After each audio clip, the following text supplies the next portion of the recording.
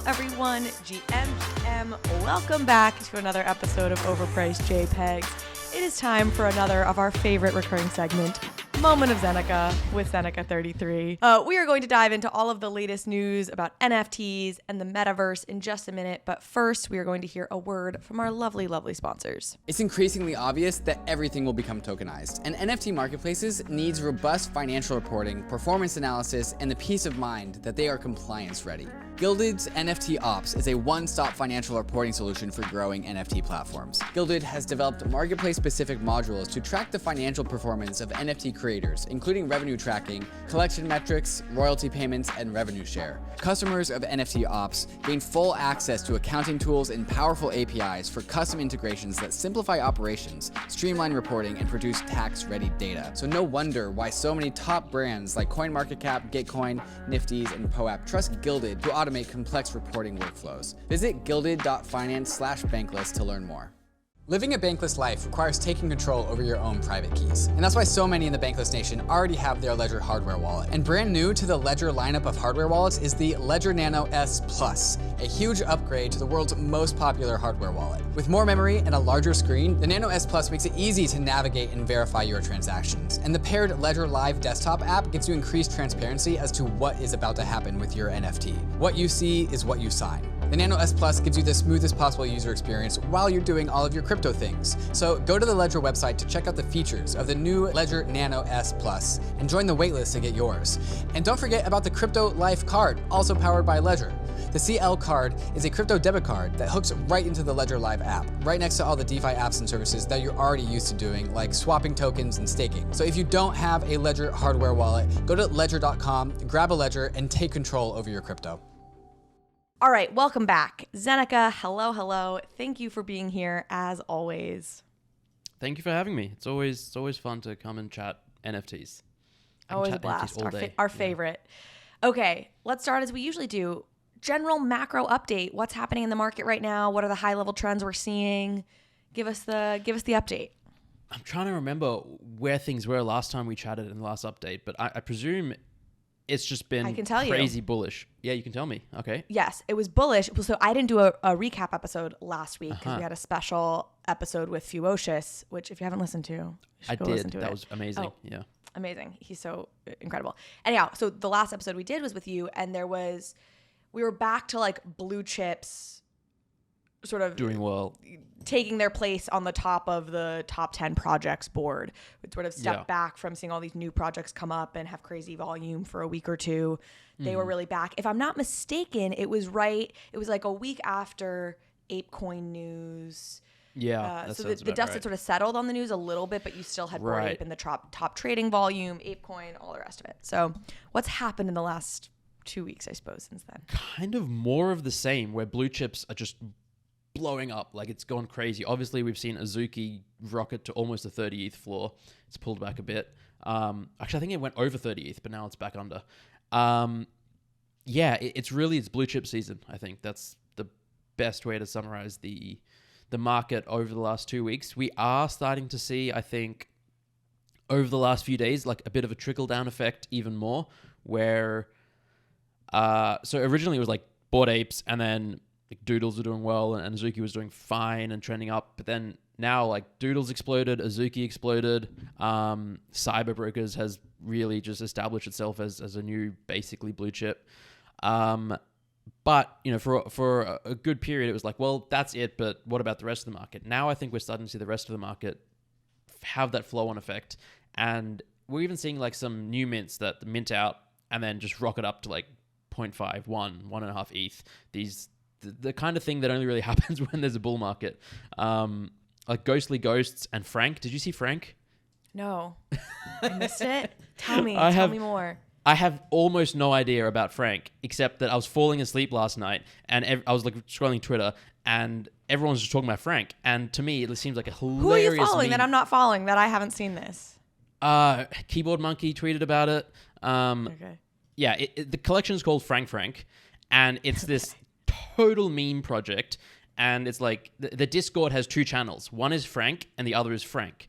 And I love it. I love everything about it. I think it was a free mint. Maybe it wasn't, but it went to like a 1 ETH plus floor. And when stuff like this happens, you know you're in a bit of a bull market. I want one, but I don't want to FOMO in at these prices. Yeah. And I know it's probably going to crash, but you never know. It's only the collection's 2,000. Anyway, this kind of stuff happens when there's a bull market. So I think there's opportunities out there, but it's sort of, we're still continuing to see blue chips performing the best and sort of separate even further from the rest of the market. Frank is making me think of Kevin. There's just something about like memeable white boy names that It's so funny. that just really hit in their own way.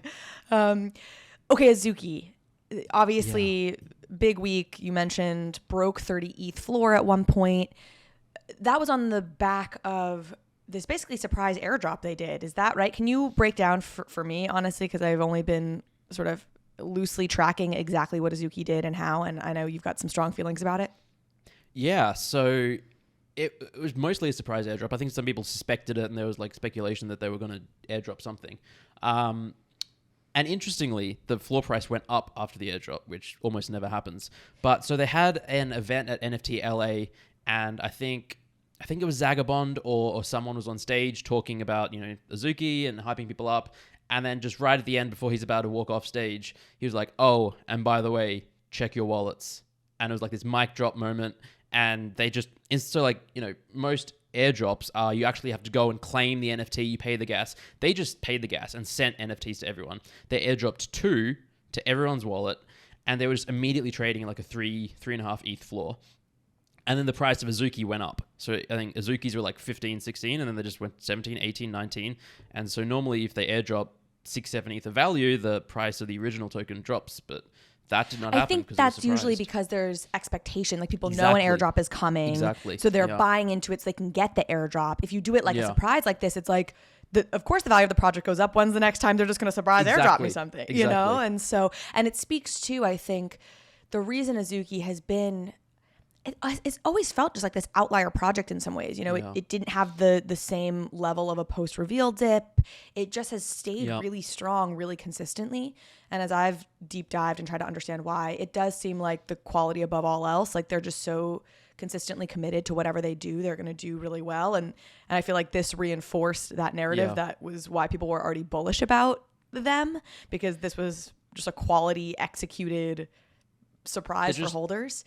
Executing on this level that honestly I don't think I've seen since Bored Ape Yacht Club, really, in that respect. Obviously there's a bunch of other projects like Doodles that are executing at a really high level too, but it's special. Let me ask you this. Well, okay, let me say this first. What they dropped, are they piles of dirt? So this is also a really cool, interesting part. The airdrop itself, the art was a crate with like a parachute. So it was like an actual airdrop you got. And then it had one trait, and the trait was devs, and the quality was doing something. So that was just a fun little just meme. And then I think a day later, the artwork changed, and it became an open crate. I think it was, or maybe just a crate on the ground. But anyway, eventually it opened, and it was just a pile of dirt. And that was on April Fool's Day, and people were just laughing at me. And then I think maybe something started to sprout out of it, like a little plant or a tree. And then now it's like a red bean, and with like this kind of maybe a little character with eyes poking out. It's a bean. We don't really know yet. Maybe it's changed again. I haven't checked in a couple of days, but yeah. That's fascinating, changing art. Do you know technically the mechanism behind that by any chance? Yeah, I think it's fairly straightforward. You can just update it on the contract, and I think like until you like pin it to IPFS or lock it or something, you have the ability to change it. To change the artwork. Yeah. Okay. And then, so is there expectation that this will have a final form of like a beautiful something that's going to grow out of this dirt? Is that currently the speculation? I think so. I think there was speculation, when it was dirt, there was like a metaverse land play, because that kind of makes sense. But now that we see like the bean with, I think there's like a character or eyes, like a little bean coming out of it. Maybe it's like a companion or something to expand the universe, like mutants and cool pets and stuff like that, which makes a lot of sense, because at a 20, 30 ETH floor, most people can't afford it. Now there's a new entry point. Yeah, it's still a lot of speculation as far as I'm aware. So let me ask you this. This was going to be my question earlier, and I almost feel like this is a theme that may come up a couple times during this episode, just knowing what topics we have on the docket, which is, where do you think the line is between Azuki, Doodles, Bored Apes actually execute better and execute in this like incredible way, and to what extent they execute well, but they have so much attention that like anything they do is people are going to dissect and really observe at a level that like a smaller project just doesn't have the benefit of getting. Does that make sense as a question? Yeah, that makes sense. That's a really good question. I think it's really tough to say. Clearly they execute well, and then I think it's like a combination of executing well, having art that resonates with enough people, having a community that's passionate, and marketing. Like marketing is, part of executing is marketing. And so you have these projects that on a technical level are doing something really innovative and executing. Maybe the art isn't fantastic, or maybe the art is really, really cool, but they're just not able to market it effectively and cut through the noise. And that's, to me, part of executing is knowing how to build the hype, to build suspense, tell a story. It's honestly, it's storytelling at its core. It's all of these. So I think, there aren't many projects. There's maybe a couple that I think of that are sort of executing on the same level as Azuki, Bored Apes, that have not had this level of success. Blitmaps is one that I keep coming back to, but they don't really go out and market, but they execute. Well, because you very well may be right, and you probably are, but I do think I think of Bored Apes had the kind of great fortune of being so early and being the first to, in some ways, bring utility into the picture. And when I think about Bored Apes, and I think about so many things they actually did, not wrong, but like anonymous team, like I could go through the list of things if you look at when they first launched, things that now we would see as maybe a red flag in some capacity, that just because they were the first, it didn't matter. And so that launched them into being known very quickly, despite there's some luck to that. I think Doodles, you have Jordan Castro, you have the team was inspired such confidence. Like the hype they got was partly because you had these people in the space who had been executing for so many years. And so they had the sort of right influencers. They were friends already with Jimmy and Pranksy and folks who tend to give you hype, which is maybe why Azuki is so fascinating to me, because they didn't have that. So that's why I'm so interested. How did they break through? Because I do sometimes wonder, are there projects that are executing as well, but don't have that kind of connection? They're a little bit too late in the market. It's already quite saturated. And so they're executing in all these cool ways, but it's not breaking through. And, maybe that means they're just weak marketers. But I sometimes wonder when we laud some of these big projects, I'm like, is this that spectacular? Or are they like just executing well, but they're so big and observed that they get a lot of credit for it? There's certainly like an element of luck, and then also of when we see something worth a lot of money and that's expensive, we just inherently think it's better because of that. Yeah, that's a great point. Yeah. I think there's a phenomenon in art when the more expensive art is, the more people tend to appreciate it because they're like, well, it's worth $1 million. There must be something good to it, and they'll find a way to really like it. Whereas if it was $10, it would just be like, oh, it's just another $10 piece of art. There's nothing. So there's some. Not to mention the loyalty, like the loyalty that people have to Bored Apes and that their community has is not disconnected from the fact that Bored Apes has made them a lot of money. And so once you have that momentum and you've started to make people money, they do get that much more loyal, that much more excited about anything you do. Like all communities, obviously, if you've bought into them, have a community of people who are excited about what they're doing because they have some skin in the game. But the more money you've made somebody, I think the more excited they get. Yeah. Anyhow, I will actually let's go from here to World of Women Galaxy, which, because I did not get to speak about this drop, we're a couple weeks late on it, but because I didn't do a recap episode, I didn't get to talk about it, and I had some observations on that drop. I think some areas where I actually don't think they executed stupendously, and I'm curious, do you want me to kick off and talk about World of Women Galaxy? Yeah, you kick it off and I'll add some thoughts after. Okay. So first I should say, like, big fan of World of Women, deeply bullish on them. I do think, look, we're also early, we say it all the time, but it does feel like you are starting to have these projects emerge that just seems like it's going to be hard for them to ever, there's kind of a too big to fail element to it, which I'm sure is a top signal in every conceivable way. But like, even if they dip down, it just feels like they're going to come back. You think about the fact that World of Women has a partnership with Hello Sunshine. I'm like, this project just feels like as sure a bet as you can find. So all that out of the way, I did think there were a couple of things they did with their Dutch auction for the World of Women Galaxy drop that could have been better. Big one, number one for me, was I don't think it made sense to have World of Women holders claim their Galaxy World of Women before and during the Dutch auction. And I just want this to not happen in the future as a practice, because in theory, a Dutch auction is supposed to be about a couple things. A, to eliminate a gas war, which it didn't really do in this case. But B, price discovery. It's for a project that says we don't know exactly what our price should be, so we're going to let the buyers figure it out through this Dutch auction mechanism.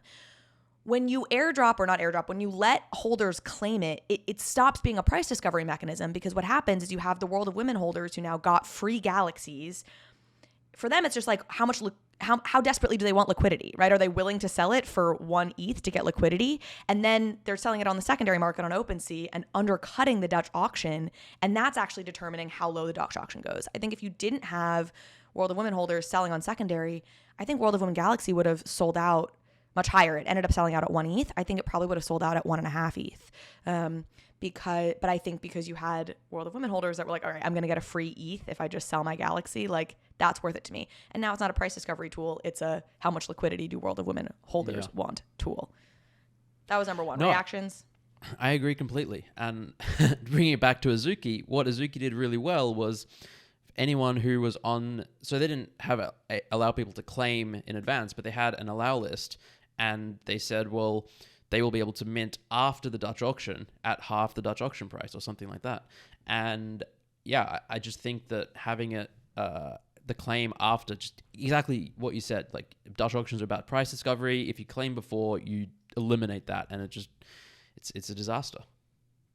Yep. Now, it did mean there were some opportunities. I mean, there were some really juicy World of Women that were on secondary for like 1.12. Even after, I mean, I felt bad. There were people who were buying it for 1 on the Dutch auction and paying more in gas than what you could have gotten one for on the secondary, like on OpenSea. So there were some good buying opportunities during that whole process if you were following it really closely, which I was, because I was excited about it. But yeah, so that was sort of my first piece. And then in general, the gas war was obviously disappointing. I don't know how you avoid that entirely. You had an awesome thread, I thought, on it that has gotten, I think, a good amount of attention, because you were able to flip. You're like, look, I know how to play the game. I know how to win the gas war. And so I was able to make money on this by just anticipating it properly and knowing how to set gas limits. Want to tell people about your thread a little bit and give us some tips for winning gas wars in the future? Yeah, so I was following it closely. I wasn't super pumped or excited by it for a few reasons, but I was just online at the time, and I saw the Dutch auction happening, and then it was getting down to 1 ETH, and I was like, well, this is probably a good flip opportunity. And I was able to look at the Etherscan contract and see how many pending transactions there were. And there were thousands, like I think 6,000, 7,000. And realize that most people that are trying to mint will not be able to mint, and they'll miss out, and they'll probably want to go and buy on secondary. And generally what happens historically is it mints out at a certain price, and then the secondary price ramps up and up and up and up. So I was, I was there and I was seeing it, and I was like, well, let me just mint. I know how to do it. I can see the pending transactions. I look at a website that shows what gas you need to put in, priority and max fee, to have like a 99% chance of getting a transaction through. Blocknative.com, I think, is a site.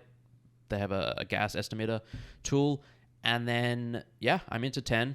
I put it through. It went through. I flipped them. I didn't feel fantastic. I was like, I stopped flipping like 6 months ago, because it's like, well, it just doesn't feel fair, and it doesn't feel good, even though you make a little bit of money. It just, to me, I would rather spend time and energy on other things in this space. And I'm fortunate that I can do that. And I've certainly flipped a ton and obviously done well out of that. And I have nothing against people who do flip and who know how to play a game. It's like, it's a free market, and it's one of the beauties of Web3 and all this is like, but then it's just, I think the biggest gripe as well I had is that they were marketing it as a fair, inclusive drop. And to me, there was very little inclusive about it. Yeah. And that was the other criticism I was going to raise that I heard other people talking about. I mean, part of it was, how many mints per wallet could you have? Was it 10 or was it 20? 10. It was 10. It might have been 20. I meant to 10. I almost feel like it was 20. It, Yeah, it was might have been high, 20. you know? So, and I think that was the other problem, was just the number of mints per wallet you could have. It was just like a, a bot field day, like, and I don't know what kind of protections they had in place to try and prevent bots from dominating it. But, I think that was a fair criticism. It was a high price point. The allow list felt very kind of insidery. It was very grindy and insidery, and they only allocated 2,000 spots for the allow list, and then they had 10,000 or something for the. It's like, why not do it the other way around, or just make it entirely allow? You could have had, anyway. Yeah. So agreed. I think that was not the best execution we've seen. You said you weren't super excited about the drop for a couple reasons. Was that one of them, or are there others? That was one of them. The other was just looking at like the floor price of World of Women going into the drop, I think was around the 10 ETH mark, maybe 11. And then the Dutch auction starting at 3. That to me seemed extremely expensive, and I would not have paid 3. Yeah. Like if we go back to like Bored Apes when they dropped the mutants, the Bored Ape floor was about 60 ETH, and the mutant Dutch auction started at 3 ETH. So it was like a 20-to-1 ratio. They were starting at like a 4-to-1 ratio.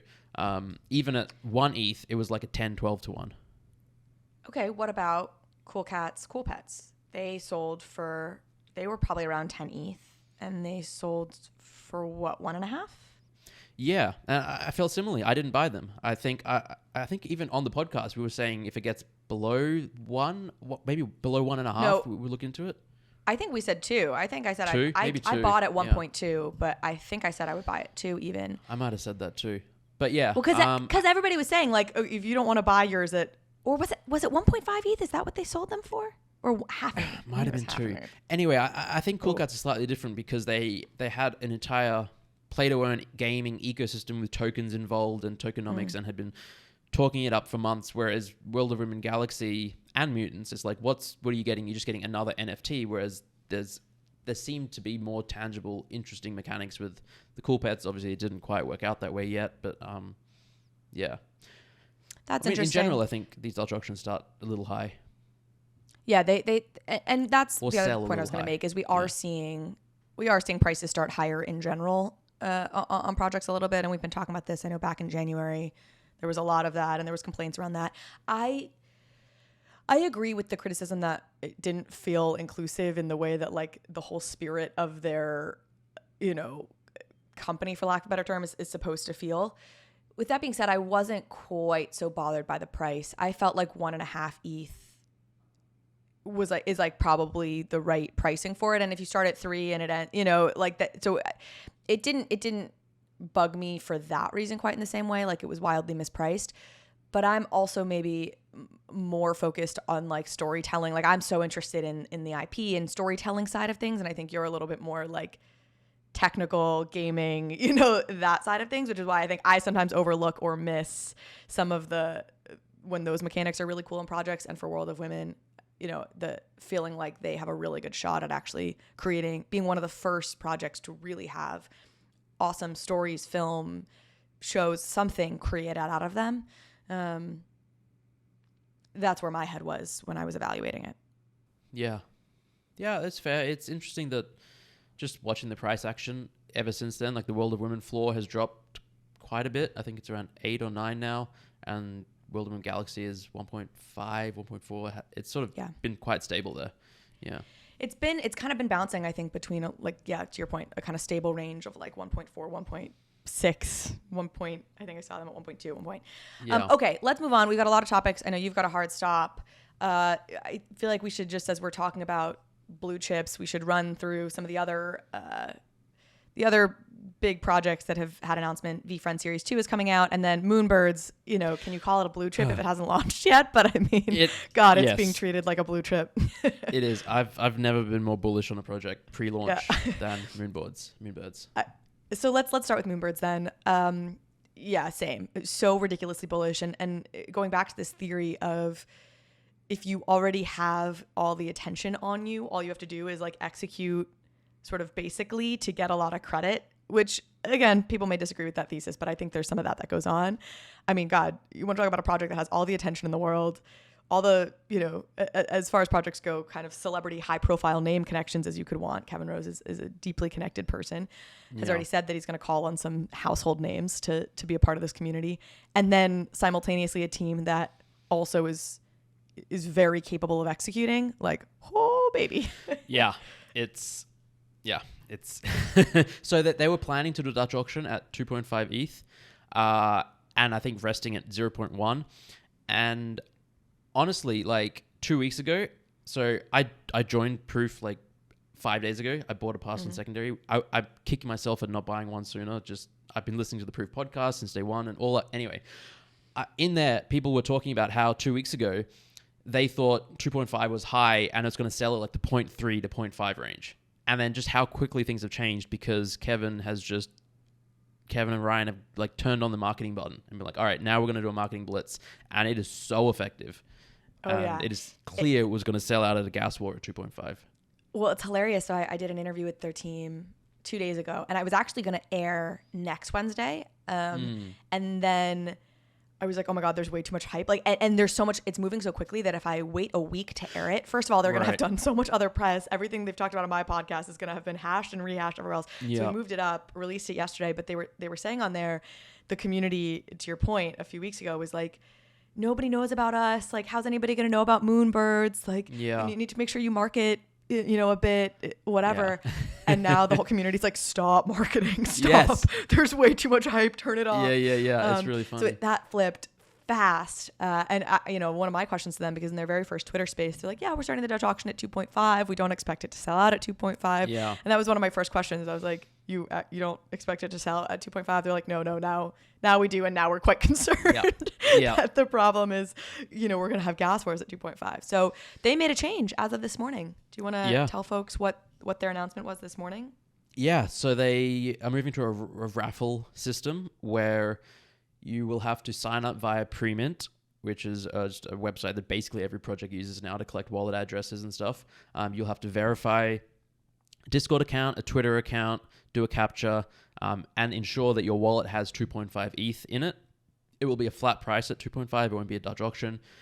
And yeah, they basically decided that this was the best option given what they had on the table. I know that they were exploring some really interesting, sophisticated mechanics like a blind Dutch auction and stuff like that, but just the launch is in like 9 days. To engineer all that in that time is unfeasible. So I think this was basically the best solution they could come up with given the time frame and the new information.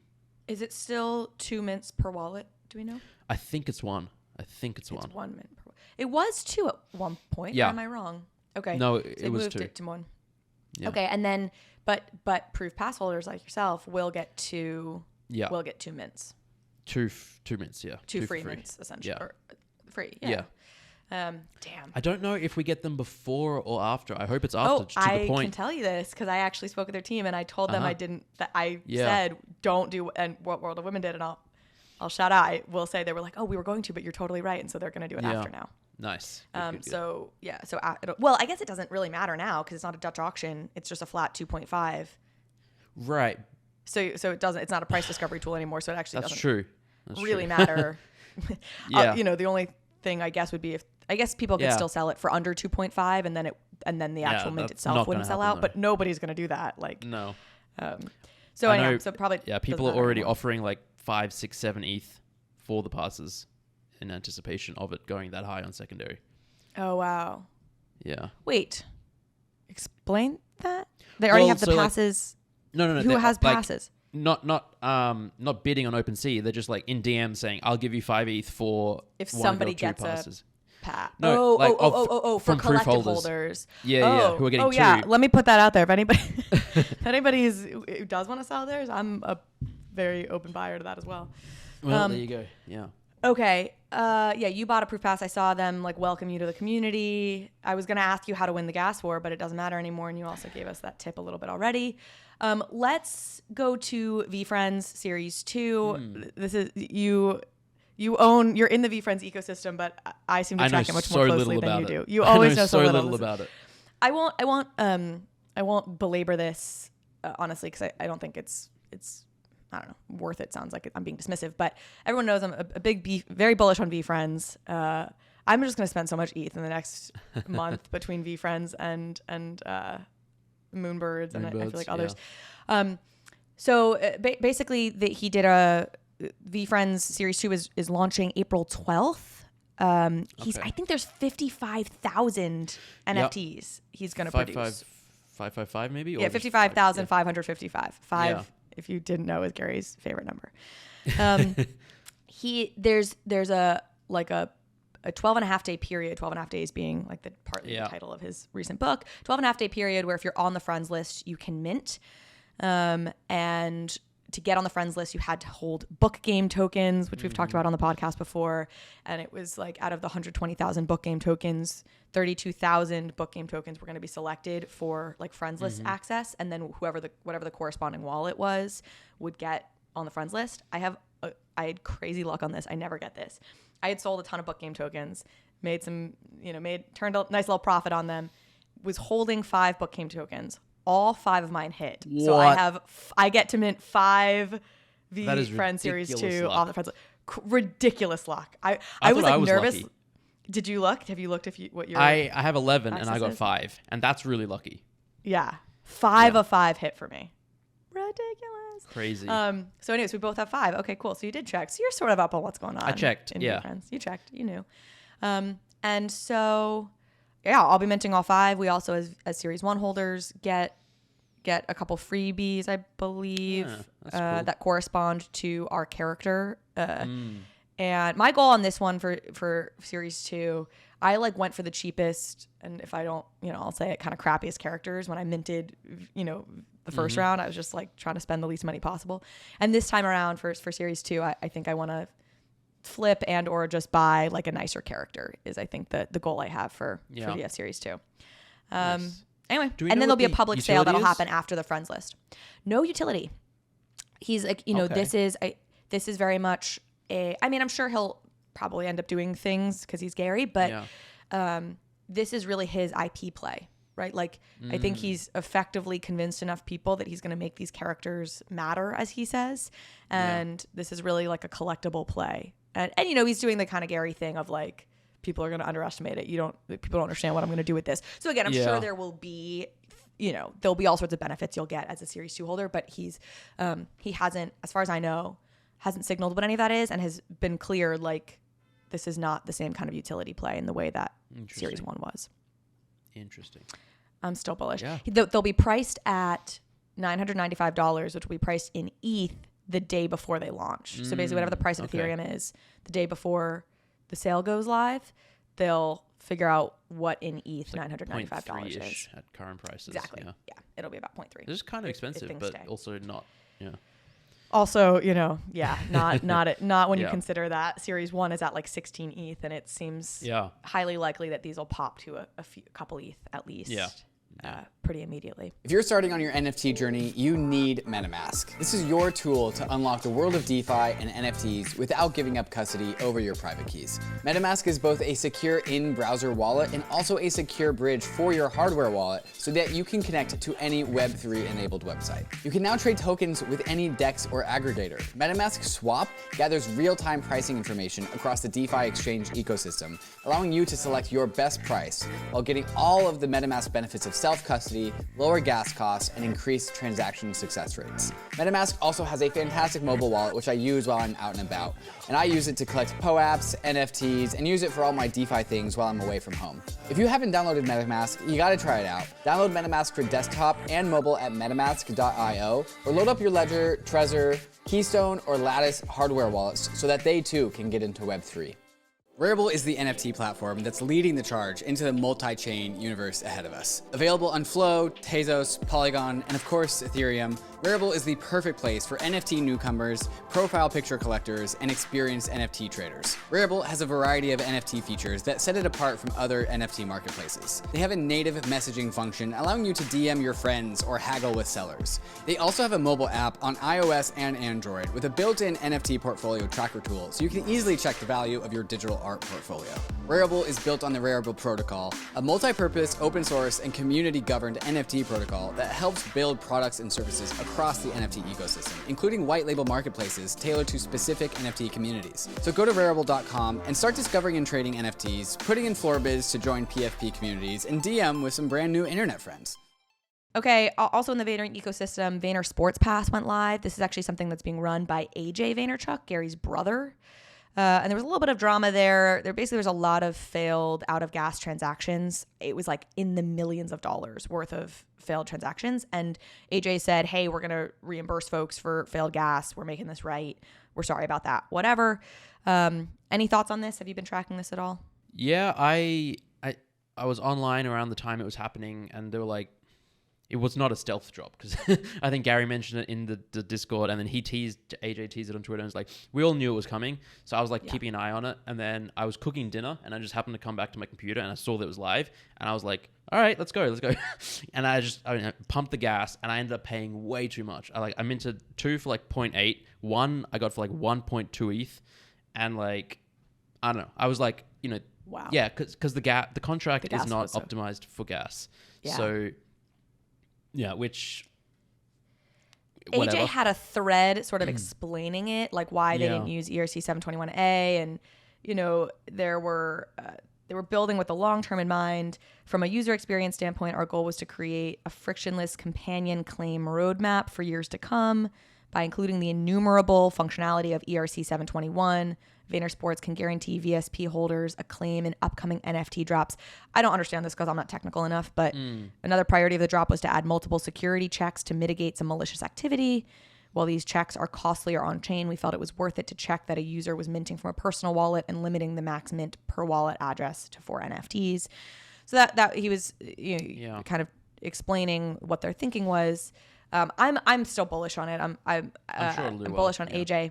I have a friend who they're at like 0.4 last time I checked, which I may hop in and buy 1 or 2. But I have a friend who worked at VaynerX like very early days, like when it was like still a startup, and worked closely with Gary and AJ. And she's thinks very highly of both of them, but she's like, AJ's the real brains. She's like, AJ's a genius. Okay. She's like, Gary's out there, the front man, alpha. but she's like, AJ's brilliant. So obviously both brilliant, but that's AJ's a little bit less, fewer people know him, but right, he's apparently very talented. So bullish. And the premise here is basically, that AJ Vayner Sports has like 100 athletes signed to them at least, and obviously they're both huge sports fans, very connected in the sports world, and so this is really a utility pass that's supposedly going to have various benefits, tickets to things. They were throwing out World Series and Super Bowl tickets. I'm sure there'll be like raffles for those kind of things, and I'm sure there's the sports card play. You get access to future NFT drops that I'm assuming will be kind of sports card-esque. I don't know. Yeah. What made you buy in? Just bullish on the Vayner ecosystem? Pretty much, yeah. I figured everything that they've done ever has basically done well, especially in the NFT space. And yeah, like sports and NFTs has not really taken off yet. Like obviously Top Shot and stuff, but like in the utility sphere, and I think it's going to. So I think they'll find ways to add value and build out the ecosystem, and yeah. Yeah. Do you have thoughts on like Autograph and Candy or any of these other sports marketplace, like sports card marketplace? No, I'm not very clued into them. Yeah. That is funny. It is true. Everything they touch does well. Turn to gold. So hard to bet against them. Yeah, pretty much. Okay, couple other topics here. Have you been following the ApeCoin staking? I'll call it a saga. A little bit. Yeah, a little bit. So there was the initial proposals put forward by the board, and then they looked like they were going to get approved, and then the community sort of spoke and was vocal and said, we don't like the lack of clarity in these proposals, so ape holders voted against it. And then it's like back to the drawing board and then trying to come up with a new solution that people are happy with. And I know that there's like a lot of slightly different takes and options. I find it fascinating. I haven't followed it closely. I would love to. But it just, to me, is like this magnificent experiment in governance at a really high level and global level, including lots of people, lots of money, lots of attention in the NFT space. So, yeah, I mean, I don't really know what the drama is, I guess. Well, and drama is probably not the right word. It seems like it was actually very civil. Yeah. But essentially that the AIP, the Ape Improvement Proposal or whatever, around staking that Animoca had put forward. I think it was Animoca who had really been behind it. Yeah. At the launch had been voted against. It felt like there was maybe a little bit too of this sense like Animoca was a launch partner of Ape Coin, and I don't. This is actually something I'll get into, but so we don't know exactly, but seemingly got a very healthy chunk of Ape Coin, or definitely got a very healthy chunk of Ape Coin, and sort of this sense like, okay, you feel like an insider in a way that just out the gate makes us feel like we don't want to just accept it as it is. It is beautiful in the sense that I think DAOs do struggle with participation oftentimes, and this was the opposite of that. You had tremendous amounts of interest and activity and participation by people. I was reading a thread. It looks like Dingaling and Machi Big Brother and Jimmy. I don't know Machi Big Brother actually, but those three have been leading a charge around just a slight modification or variation on the original proposal that seems interesting. Yeah. So I'll be very interested to see how this plays out. This gets me to part 2 of this, and maybe why I call it drama, though again, maybe not. Our mutual friend John Rogers did a deep dive, like read through all the fine print on Ape, and was just raising some questions. Specifically, there are 3 launch partners that all got Ape Coin on the launch of this, and they're not named. They're just launch partner 1, launch partner 2, launch partner 3. And for everybody who got Ape Coin allocated to them as part of this drop, like the founding team, the 4 founders and 2 of the launch partners, and it doesn't unlock, their Ape Coin doesn't unlock for a year, and then there's a vesting schedule where they don't get the full payout for 3 years. It's a very standard venture model if you join a startup, and it's great because what it does, of course, is incentivizes you to make the coin work before you just make a bunch of money off of it. Yeah. But this launch partner 1 got, I think, like I'll pull up the numbers, but it was like a ton of Ape Coin day 1, and they get a ton more Ape Coin in 6 months. I think like the amount of Ape Coin that gets unlocked is like hundreds of millions of dollars worth of Ape Coin immediately, and launch partner 1 is unnamed. So my hunch would be that it's Animoca or Andreessen. But John's sort of like, I would like more transparency about who this launch partner that's getting $100 millions based on current Ape Coin prices from day 1. And I'm kind of surprised that more folks haven't sort of raised questions around this. So, I mean, even the Goodall Foundation, which is their like charity partner, their Ape Coin is locked for 12 months. Like, that would be the one that would make sense to unlock immediately. Right away. Yeah. I mean, for all that we tout, transparency and all that in Web3 to have, and like visibility and stuff, it does seem a little Web 2-y to just have launch partner 1, 2, 3 and not know who it is and all that kind of stuff. I think that thread was super important and super well thought. And he basically also said that in a year, there's just going to be like significant unlocks every month for 3 years. And so there's just going to be a lot of sell pressure on ApeCoin. So the job is really to make it valuable and to prove that there's like value continuing to accrue into the ecosystem to support that. Because you have to imagine that a lot of these people getting their tokens unlocked after a year, they're going to be selling some of it. They're going to want ETH and USD and all that kind of stuff. Yeah, I think that's an important point. It's funny because I feel like these are the kinds of tokenomic deep dives that you always get in the ERC20 world, like in the DeFi world with coins, like, if you're Algorand, Algorand got, I think messed this up too. They had a lot of like initial VC partners whose vesting schedule kind of kept sell pressure on the coin. And that conversation is I think quite common because it's so fundamental to the product on the DeFi side of the world. And I feel like in NFT land, we're just sort of less, that's not the thrust of our conversation. So we feels like we haven't looked as closely at it, but it's totally true. You have a lot of partners that start vesting after a year and then get a monthly allocation. And that is in theory going to be a supply shock on the coin. Now, the flip side to this is a couple fold, which is these are founders, and I don't think the founders of Yuga Labs are going to start dumping ApeCoin after a year, because that would be quite devastating to their project as a whole. A little like a founder or CEO like dumping shares of the stock they own. If anything, they might buy more. Yeah. Exactly. So I think that's good news. And unlike coins, they don't have like a crazy number of venture partners or investors. It's basically these three launch partners are the only other sort of factor here. The other thing, and I think John made this point as well, is it actually puts there's a lot of pressure on them to really do something with ApeCoin over the next year. And he made the point, I think, like this is going to be a good year to be a Bored Ape holder, because, and not that it's ever not a good year to be a Bored Ape holder, but it hasn't been a year.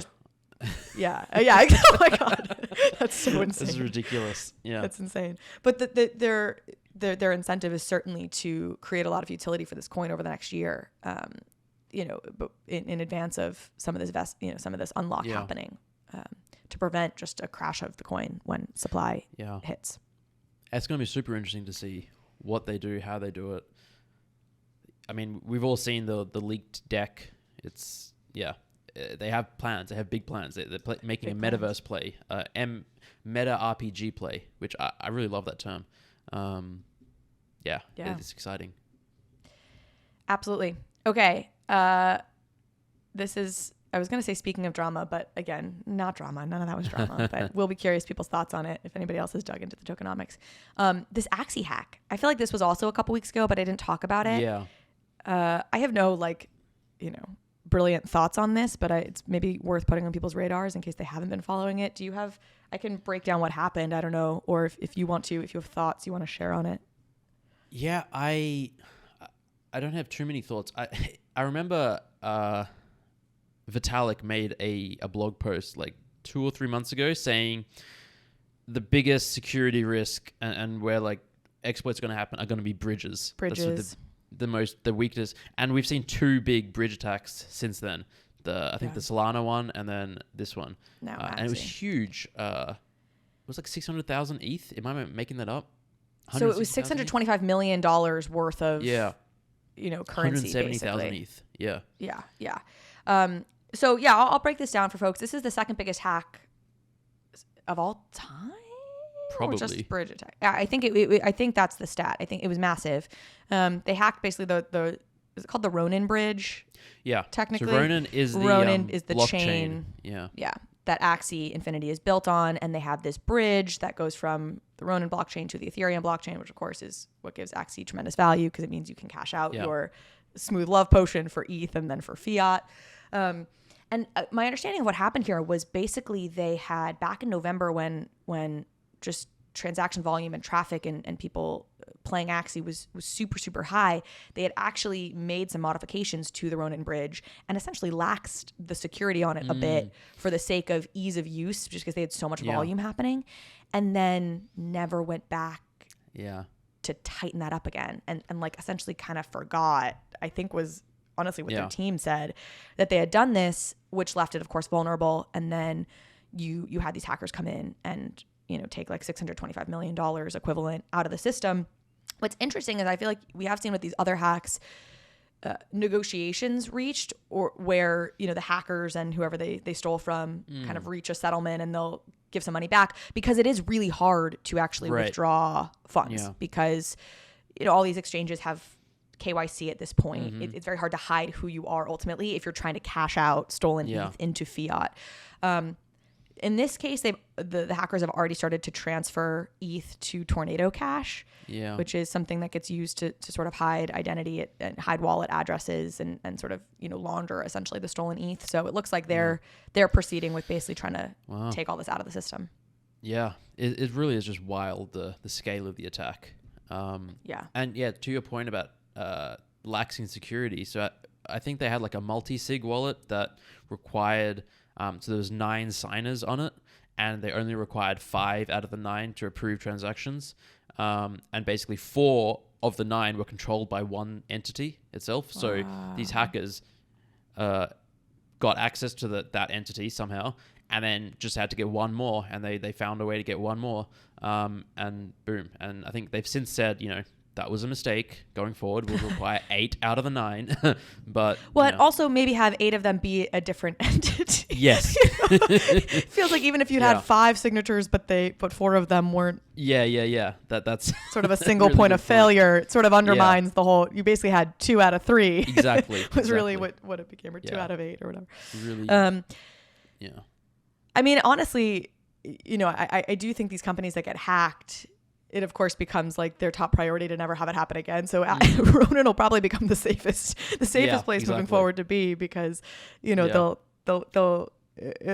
fool me once. If this happens again, they're really screwed. And they've already raised, I think, 150 million or so to start paying back people who lost money in this, and they've said they'd like to raise the full amount and get everybody their money back. Remains to be seen. But I think some of their venture partners have contributed. I don't know that Andreessen has, but I actually think they may have. So they're going to start reimbursing folks who were victims here. Do you want to speak to, and we'll cut this out if you don't feel like you can perfectly. I can give a very, very rudimentary overview of really what bridging means. When we talk about bridges, are these I'm points not a real expert. Yeah. I'll bring somebody on at some point to break it down. It's these magical things where you want to send money. Yeah. I mean, my understanding is it's essentially, you have whatever, your NFT on Ronin, and then they basically create a duplicate wrapped version of it on Ethereum. Yeah. Is my very rudimentary understanding of what a bridge does. But I think all the bridges themselves are like centralized entities, because there's not a way for them to be decentralized, and maybe there's a human element. I don't know. Yeah. Just a very obvious point of failure, as I guess Vitalik pointed out to all of us. Okay. Who would have thought he was smart? Yeah. Who could have predicted that Vitalik would successfully predict things about Ethereum? Yeah. Okay. Pudgy Penguins, back from the dead. You had a tweet joking about, well, what did your tweet say? I can pull it up here. Something to do with Pudgy Penguins proving rule 1 of NFTs. Which is never sell your NFTs. Never sell NFTs, because so many projects that go to zero or just drop heaps come back. Obviously, lots don't, and they just completely die. So it's a very facetious rule.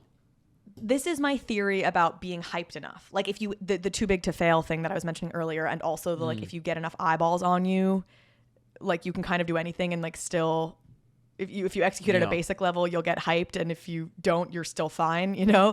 So just to give people, if anybody missed this, Pudgy Penguins, super hyped project at one point. New York Times talked about them. Yeah. Run by a group of co-founders, one of whom was Cole Ethereum, who's like 20. And then it basically emerged that the founders had taken all of the money out of the project, and the project itself was broke, and the many millions of dollars that had been made on Pudgy Penguins had all gone to the founders. You had 999, awesome, person on Twitter and longtime investor in the space, offering to buy Pudgy Penguins. This is how it all came to light. He basically, in an effort to buy the project, learned, there's no money in this project. The founders have taken it all. Cole was booted out of, the community voted to kind of push Cole out of the project. And now somebody has bought them. What's the latest? Yeah, I'm not, I don't know who bought them, but they basically got bought out. They was in talks for a while. And it's like revitalized the project. The floor price shot up. The floor price of the little Pudgies, which is their companion drop, shot up. And they have some notable holders, and I guess that these new owners are just trying to turn the brand around, pump new capital in it. The community is strong enough that they're back. They're back. It's wild. It's wild. Back from the dead. Never sell. Its number one rule is never sell NFTs at a loss. How about that? Yeah, because they all, unless you're tax harvesting. Yeah, that's true. Yeah. I know, dumping all the Ethereum and then just buying it back so you can. That's a trick.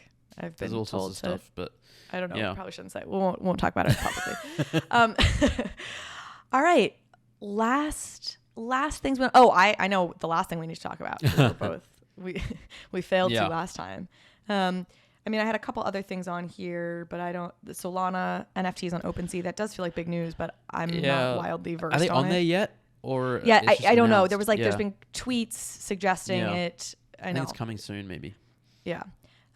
Tiffany's bought Tom Sachs Rocket Factory. Bought That's a Tom big. Sachs Rocket Factory NFT for like hundreds of thousands of dollars.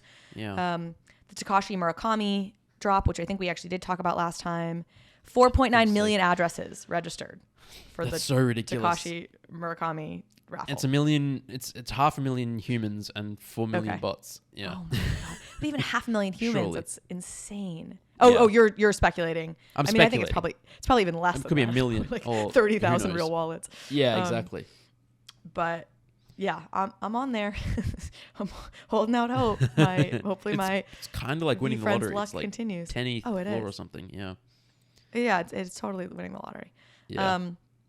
Waiting for more details on that in terms of, I guess at some point, I think we're supposed to get an email if we like win I a have raffle no idea. spot. I don't think I signed up, which is stupid. but- Oh, what? Yeah. You failed.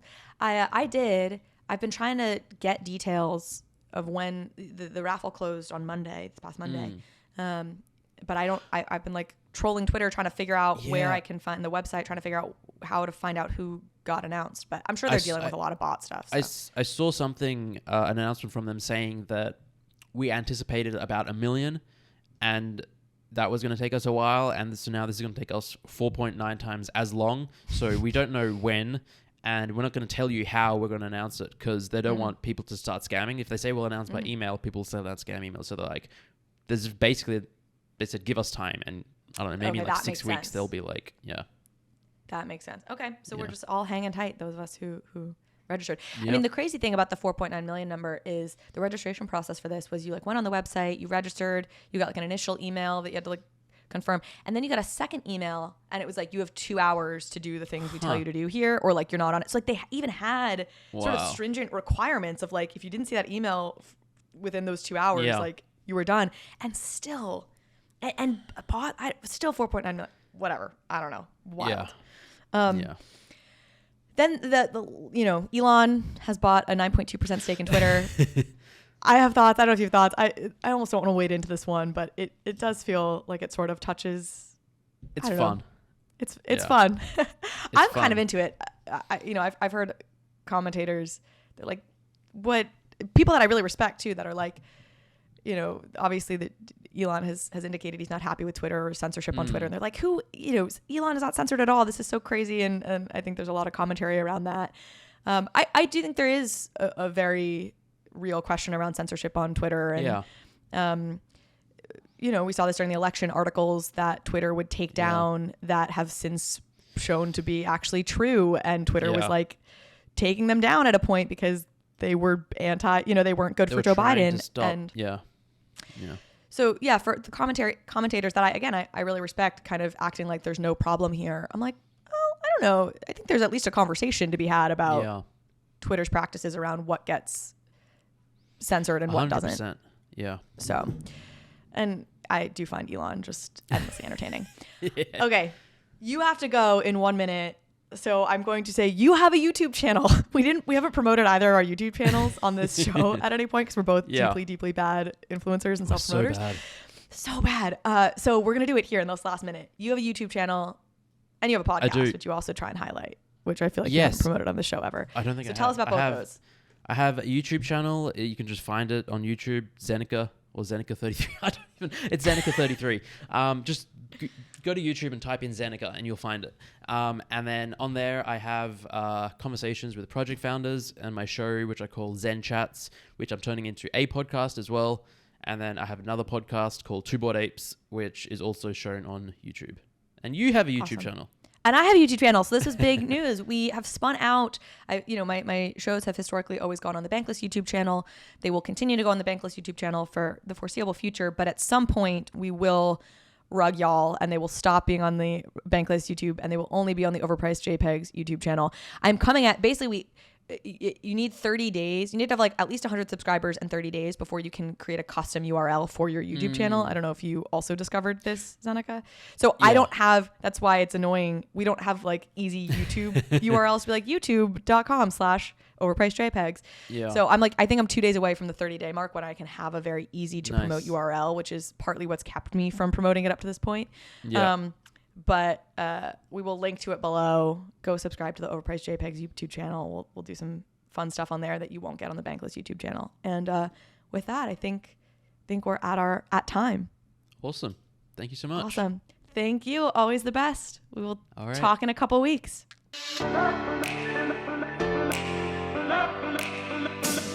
Hey, we hope you enjoyed the video. If you did, head over to Bankless HQ right now to develop your crypto investing skills and learn how to free yourself from banks and gain your financial independence.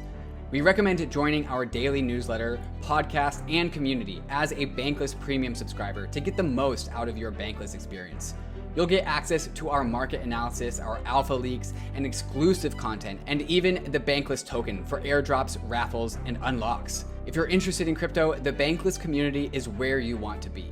Click the link in the description to become a Bankless Premium subscriber today.